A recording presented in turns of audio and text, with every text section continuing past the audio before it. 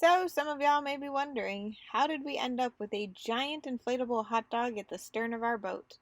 Well, it was my birthday, and we had friends over for some drinks in our cockpit when we noticed the center console drove off without their inflatable. And since we were having a pirate themed birthday bash, we thought it was only fitting to pirate the wiener and wait for his return. We anticipated that he would be back within minutes, but he was actually back hours later. And although we were excited to have an inflatable wiener, we were also very happy that it was returned to its rightful owner. And when he returned hours later, he saw our sign before he saw that it was attached to our boat, which we thought was pretty hilarious. But enough about the giant wiener. This episode is actually about our new boat upgrade. We are getting brand new solar panels from Renogy Energy. We are sharing with you guys our installation process and what we wish we would have done differently. We are doing this upgrade at the Essex Boat Launch, located in Essex, Connecticut. What you doing, Danny? Taking the old solar panel stuff off. Trying not to fall in the water. So for right now, unfortunately the quick release clamps that I ordered did not show up because USPS sucks. Wouldn't ship them. Sent them back to the manufacturer. Super fun. So I have to reuse these U-bolts for now and figure out where to order them from other than the place that I ordered them from originally. But for now, this will get the panels on. We can test them and we can make sure everything is good, and then I can install the quick release clamps, because I might get them on and decide I need to change something, and so I'm sure that the new ones will come off at some point. Alright.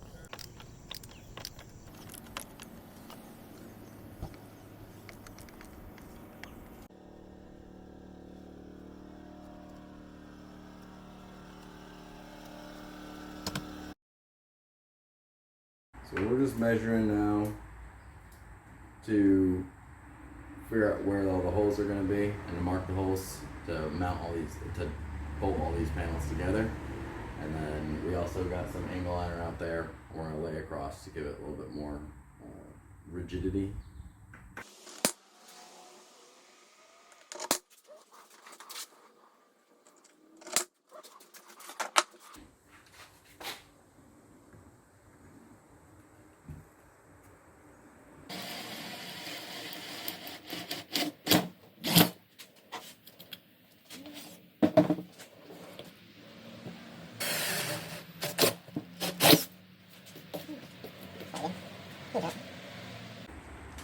So we're just gonna test assemble this, make sure all the pieces fit. We got our angle iron cut and drilled,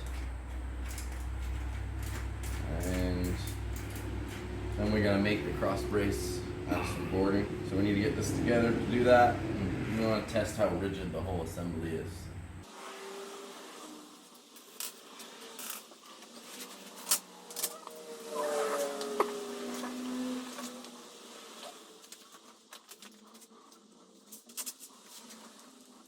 I think it might work with no washers though. Just as a test. There's only one washer on here. That's still not. This washer, there's only one washer. That's not going to be enough, I don't think. That gets you a 16. Mm-hmm. I actually fairly confident in the fact that this will be probably stiff enough for just the two of these. So it's so much bigger than the panel that we have. To be honest with you, it is a lot bigger than what you have, but it's big, but it's not striking me as imposing at the moment. I think it's just going to be cool to have that much capability. I think that I will. It's going to be awesome. I think that I will be so happy to have the boat being able to charge. Sustain itself. Oh yeah. Be able to tolerate. Yeah. Inconvenience of its size. Dude, you got a K100 behind you and an MG. Yeah. Awesome. Yeah. By the way, everybody, Dad, give him a little tour here. This is my dad's garage. So, I don't know. I don't remember how much information we've really given you guys in the past in this videos, but I used to build motorcycles for a living. And finally, at the young age of 71, 71-ish, 71, my dad finally realized that there's value in ripping motorcycles apart and letting them do projects for the rest of your life.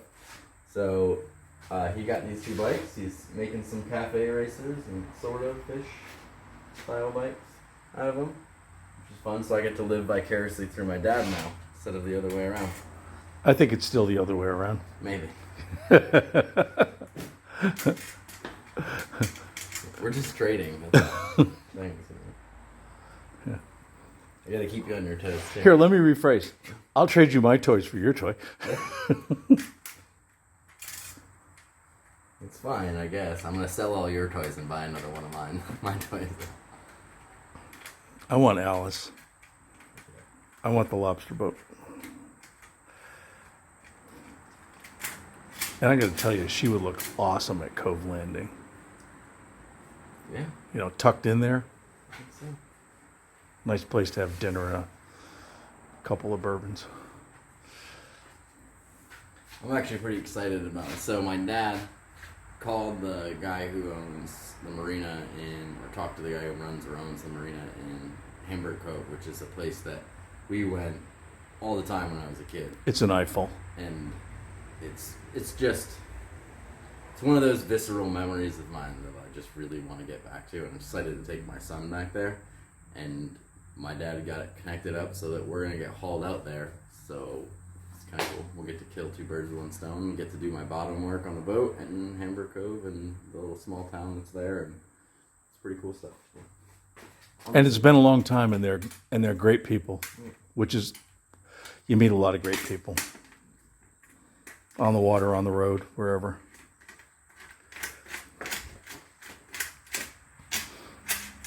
These are just finger tight, so I haven't even cinched it down. And it's pretty. It's a concept test. It's a concept test that we're gonna implement regardless. Whatever that means. The real concept test is gonna be the first time we go sailing if it stays on the boat. I think that's good. Yeah. It's a concept test with no clock left. We'll see how she does the first time we get into 40 knot winds or something. See if it becomes a sail. I don't know. Like, try to twist it, because now it's sitting just in my hand on a table. Here, hang on. Now try to twist it with both sides down. It's not bad. No, and You know, that's over 80 inches. That's a long distance for it not to and flex. we have holes drilled in all of these panels, so we're gonna bolt all these panels together. I just don't have the hardware here to do it. I thought I did, but these are all double walled, and I didn't know that. So all these are gonna be bolted together along with this, and a cross brace that we're about to cut is gonna go in between here, and that's what we're gonna mount it to the davits. So on top of all of this, they're gonna be mounted to the davits. I think it's probably pretty safe. And you know what the nice thing is about this, Dad? Happy little accident. So here, folks, here, bring it over here so I can show what I'm talking about. Is having this here for me is going to mean that I can take all of this wiring and I can run it either on the inside of this, or I can have it. You can drill and put your little keepers on it all the way up. So I can keep this wiring nice and tidy, which I really like tidy wiring. You'll see kind of when it comes to wiring things, I really like it to be. I want to look at wiring and know what's going on. I don't want to have to figure out what somebody was trying to do. So it's really important to me that it makes sense and it's got a good flow to it. I do my best. Sometimes when you're trying to repackage somebody else's stuff, it's difficult to do that, but whenever possible, I try to make it as neat as I can. How do these wires connect to each other? So those are those splitters I showed you. Yeah. That are on the boat. And what you're gonna do, these are all gonna get wired. So the positive will go into this positive, and so on and so on. We'll wire all the positives. Well, not so. So these positives and then these negatives. So these two will gang up. Right. Those two will gang up, and then they both have to travel to their exit side. Right. But that's essentially it's just gonna be those splitters. It's got 3 connectors on it, 2 of the same orientation. So, yep. It'll be good. So this is going to, having this on the boat is going to kind of quadruple our charging capability. And if we decide to keep the panel that we currently have on the boat, it'll be even more. But I don't know. I think we're gonna get rid of it for now and then try to replace it with more of these, or maybe we'll buy 2 of the flexible solar panels so we can put those up on the Dodger or something like that for space constraints and whatnot. But we'll figure that out in the future. I think 400 watts will get us through. We don't have a lot of draw, especially on the hook. We just want to be able to run things and not start the diesel. And then when we're sailing underway, if we're using autopilot, we have to run the diesel at least 6 hours a day just to keep the batteries from Even being with dead. this? Huh? Even with this? No.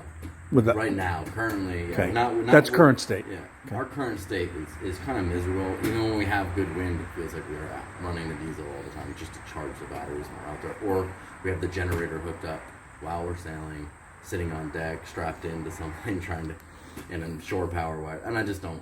If weather gets rough and you're trying to jump out and wrangle in your generator and all that, it's just not. This will be a much happier sailing experience, I think. We're excited. Spout wisdom. Spout wisdom? Yeah. Always wear safety.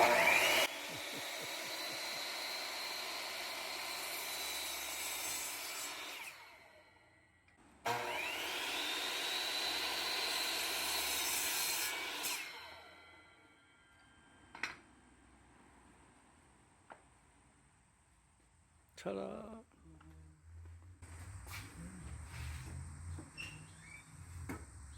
Like a glove. Alright. All done, I give up. You happy? Yeah. We're just gonna, I do want to make those spacers, because I do want this to be. Yep. How many spacers do you need? Just one on each side? Is it 4 of them? You got plenty of material.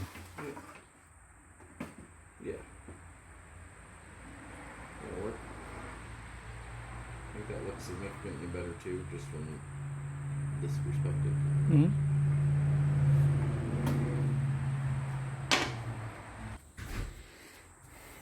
Okay, so these boards are going to be our cross braces here. We did, if you can see, we just cut these. So we'll have it stacked up so it matches the height.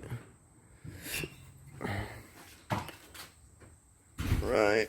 You look, that's it. Nice and simple. I think it's going to look good.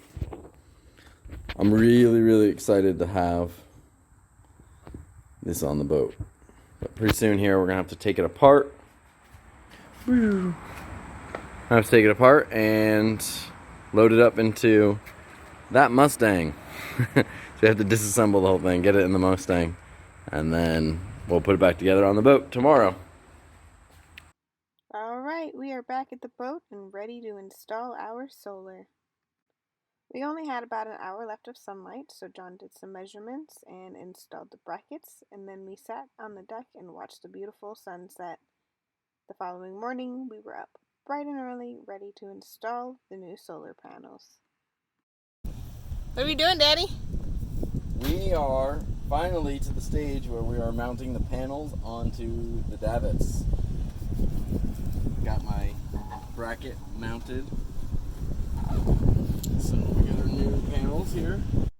Alright, so the wind is absolutely unbearable and you can't hear anything that John is saying. However, we are doing it. The solars are coming on. And we couldn't ask for a better view.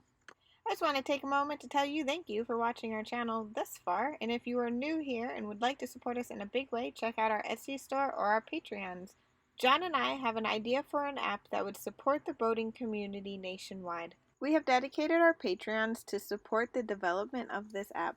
So if you would like to learn more about what the app is about, click the link in the description and head over to our Patreons. And if you would like to see more day-to-day silly content, check out our Instagram or TikTok for more short clips. Why we have to do this?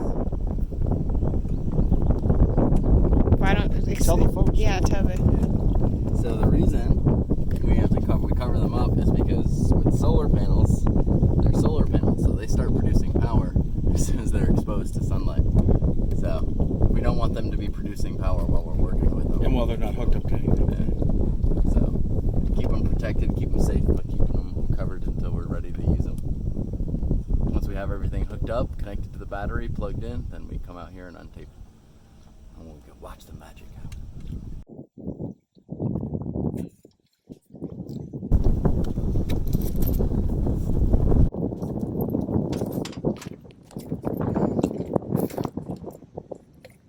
Woohoo! Almost there.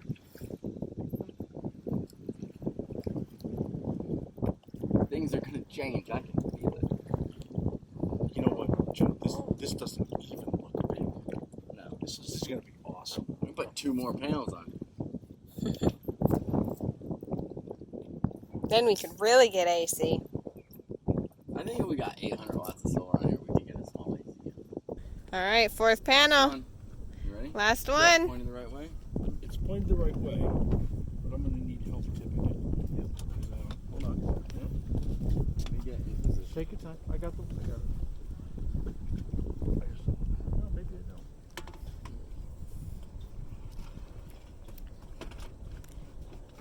In theory, we didn't totally mess this up. So John's about to hook up the solar. Our batteries are at 85. Here we go. Which makes a lot more sense, actually. Yeah, so the single side is the survivor that goes to the cable. Yep.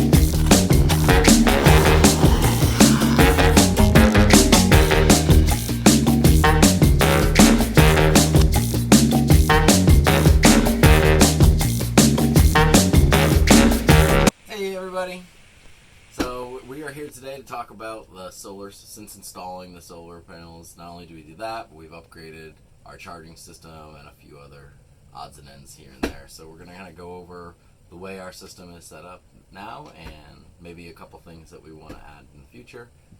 But let's get started. So one of the things on the boat is our old charging system on the boat was designed for flooded lead acid batteries, and it really wasn't good for our AGM setup and the current battery setup that we had in the boat, and that was just our shore power stuff. But it was a 20 amp charger, and it seemed to only be putting out like 6 to 8 amps at most. So we had to upgrade that. We ended up going with the Xantrex Freedom SW 2012, which I actually got nice and fortunately from a job I was doing as a little bit of trade for the labor. He gave me this and cash, which is nice. Freebies are always good. So we hooked this up, much better charging profile, and it's a 100 amp charger, and it's also an inverter, so now we can have AC power all the time, which is really, really nice. This is our battery monitor here. This is the one for the Xantrex. This is our just overall battery monitor. So this tells us what our battery voltage is at, and that's our main battery. We're drawing 12.2 amps right now. We've used 45 amp hours. Batteries are at 91%, and we have about 30 hours at our current rate left of the battery. And that's all set in the background. This is a Xantrex Link Pro. It's pretty nice. It was actually on the boat when we got it, but it works good. I like it. And this is our auxiliary battery, so our starting batteries, and this is the resting voltage, is 12.6. So, moving on, let's go check out the charge controllers from Renogy that we have, and what I bought and what I wished that I had bought. Come on back here.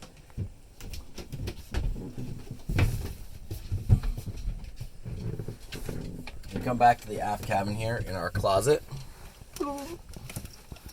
We have our charge controllers. Let me go grab a light so you guys can see them better. Alright, now I got a flashlight. You guys can see a little bit better. We have our 2 charge controllers. I have 400 watts of solar. So I have separate charge controllers for each 200 watt bank. And that's more of a redundancy. One of these charge controllers can handle all 400 watts. But it gives us a redundancy in case we have a failure or an issue in the system. We're not totally dead in the water. We can still charge. And then we got our fuse block here. And that's for each of the panels, just in case there's an issue, protect the circuit. So. Shadow. Okay. So here's the thing: is these are PWM charge controllers. They're not as efficient as MPPT. And when I bought these, honestly, I knew there was a difference, but I didn't know a lot about it, and I also just wasn't paying attention. I ordered them. The difference in cost for the whole kit would have been about, I think, like $100 or $150 to get the MPPT charge controllers instead of the PWM. So once I installed all these, and then I realized what I had done, it was kind of too late because they'd already installed, and honestly they work really, really good. The Renogy PWMs they rate them at like 80% efficiency, which is pretty good. And the MPPTs are 90 plus efficiency, so it's really only like a 10% loss. So it hasn't been enough of an issue for me to want to go ahead and get different ones or fork over the money for the actual different charge controllers. Ultimately, that's our setup here, and it's all nice, just in the closet, doesn't take up much space. So. Alright, so as far as our whole system goes, we love it. Our Renogy stuff has been really good. We've had a fair amount of experience with it now. It's 400 watts, so the biggest downside is that I want like another 400 watts. Because with more power comes more usage, comes more need for power, I guess. It's the age-old problem of the more you get, the more you want kind of thing. But I really do think that another 400 watts would just settle us out pretty good. But yeah, it's really, really good. The system's been holding up really well. I haven't noticed in, what has it been now, a year and a half of using it? So a year and a half of using our Renogy solar system, and it's continued to put out the same output. I haven't noticed any real drop-offs or anything like that. It's done a great job of keeping up. And the only time that we've started to have issues with it just kind of maintaining our whole system is after we added more stuff. We added a cooler, a Dometic cooler, and a bunch of other stuff, and now the inverter charger, so we can plug all our stuff in, so we're making AC power all the time now. So we added a bunch more draw, and then now we're finally having an issue where in this time of year, because it's not summer, we're not able to produce enough electricity to compensate for our draw. But that was kind of to be expected when we started adding things to the electrical system. So. Well, as far as everything goes in our energy, like I said, we love it, and we are grateful for our solar. And if you are interested in getting Renogy as your solar provider, we highly recommend them, and we will put a link down below in our description in which you can click on and go explore, go see what they have to offer, see what system's best for your boat or your van or whatever it is that you need solar power on. If you have any questions, don't hesitate to reach out to us. I'd be happy to take some time to answer. And don't forget, if this was a helpful video to you guys, like, subscribe, share the wealth. Well, that concludes this episode of Sailing Spyridon. In our next episode, we pull up to Cove Landing, where we get our boat hauled out and we discover 175 blisters. This was a project that we were dreading to do, but with the help of the family who owned this marina, we were able to accomplish it, and it honestly turned out amazing. So stay tuned next week for more content about what it's like to live on a boat. Thank you for watching, guys. Don't forget to hit that like and subscribe button and the little bell to get the notifications every time we upload a new video. Also, we are building an app, and if you would like to support it, check out our link that will lead you to our Patreons.